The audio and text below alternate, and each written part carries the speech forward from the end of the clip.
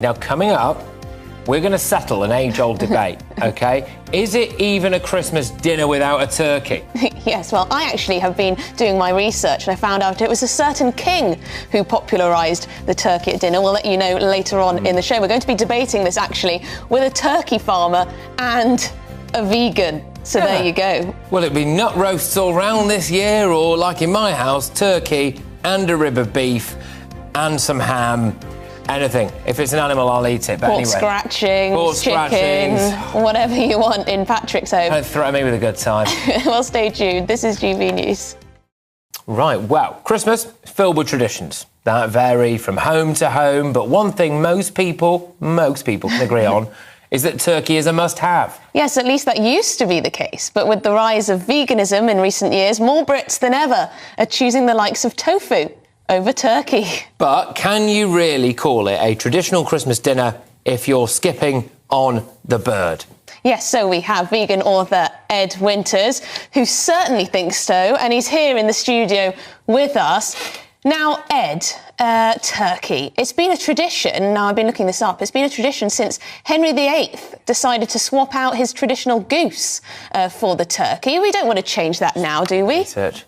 Well, I mean, traditions and cultures are always need to be updated because society evolves, morality evolves, what we perceive to be ethical evolves. I mean, thank goodness we don't live with the same moral and ethical code as Henry VIII and people back then. So morality and ethics should always update. And Christmas is a celebration of peace on earth. It's about love. It's about compassion. So how can the mass slaughter of 10 million turkeys and millions more animals be a part of a celebration of love and peace? It seems like the antithesis of such a thing. OK, well, we can bring in now, I think, turkey farmer Paul Kelly, who I don't think could disagree more with that. I mean, is it Christmas dinner without a turkey, Paul? Well, not for me, certainly not, no. And certainly, if you don't eat meat, turkey is not for you. That is 110%. But, you know, we've been doing it it's a great tradition. I think it's the centrepiece of the family table at Christmas. And, of course, it's great value. And if you get a great turkey and cook it well, it's beautiful.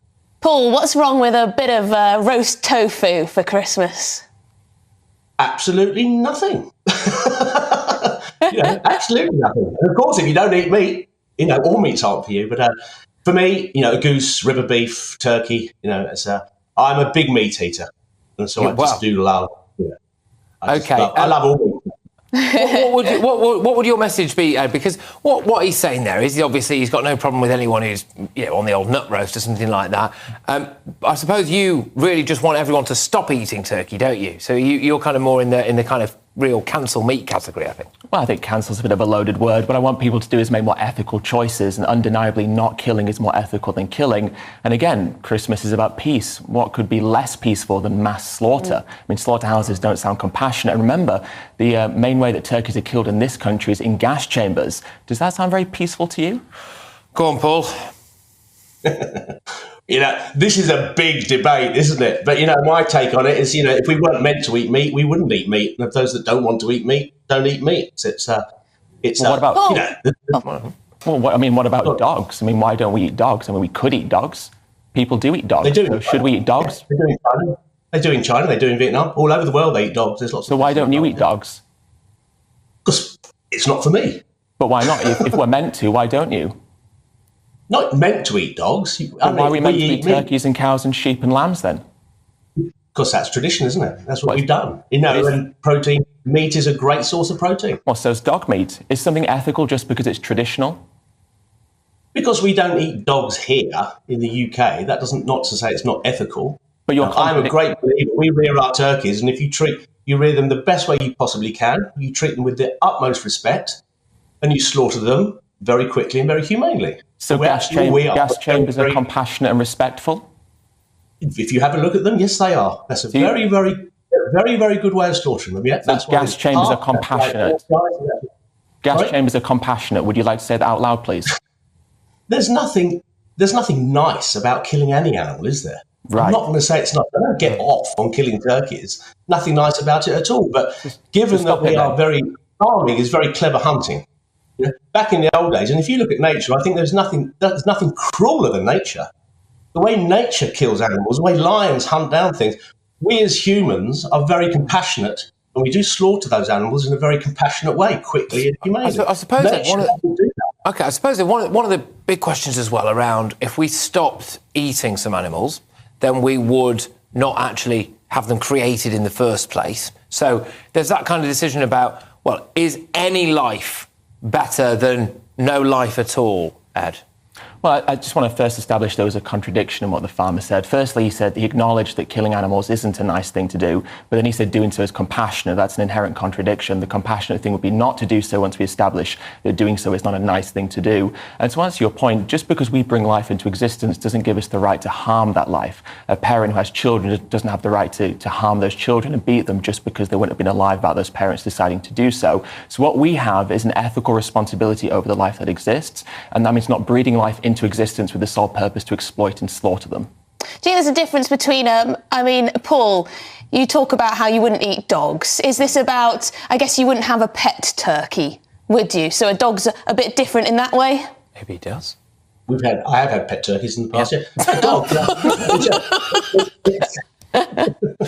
Yes, I have. I genuinely have. You know, dogs. It's just it's not in our culture, is it? You know, we're not dog eaters. But in Vietnam and China, dog is just like chicken. You know.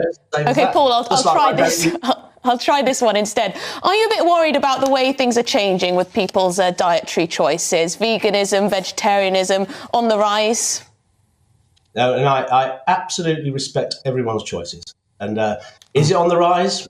Worldwide, you know, I don't think it is. It seems to be certainly vegan, vegetable protein and alternative proteins. They're not doing as well as everyone expected. There's huge investment coming out of that because people are trying it and aren't really enjoying it. You know, they're using it as a substitute, and it's not as tasty.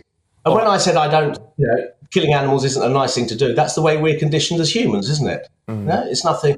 But I do absolutely think that we are way more compassionate than nature. The way nature kills and deals with animals, you know, it makes me shudder looking at it sometimes. But we don't have to kill. So even if you could make that argument, there's another option on the table, which is not to partake in that violence ourselves either. Right. And that's why that's the most ethical option, because we don't have to take part in what nature does, and we also don't have to have slaughterhouses where animals are gassed to death and have their throats cut. All right, so you mentioned what was on the table there. Paul, I know what's going to be on your table this Christmas. You've made that very, very clear. And Ed, can I just very quickly ask you, what will be on your Christmas dinner this year, Ed? I mean, the great thing is, you know, the majority for Christmas dinner is already plant-based, from the red cabbage, Brussels sprouts, roast potatoes, parsnips, so I'll have all of that. And then I'm going to personally have a delicious mushroom Wellington with a nice gravy. But you could have a nut roast, you know, a plant-based turkey alternative, whatever it may be. So there are lots of different options available. Well, both of you, thank you very much, and I hope you have a wonderful Christmas, and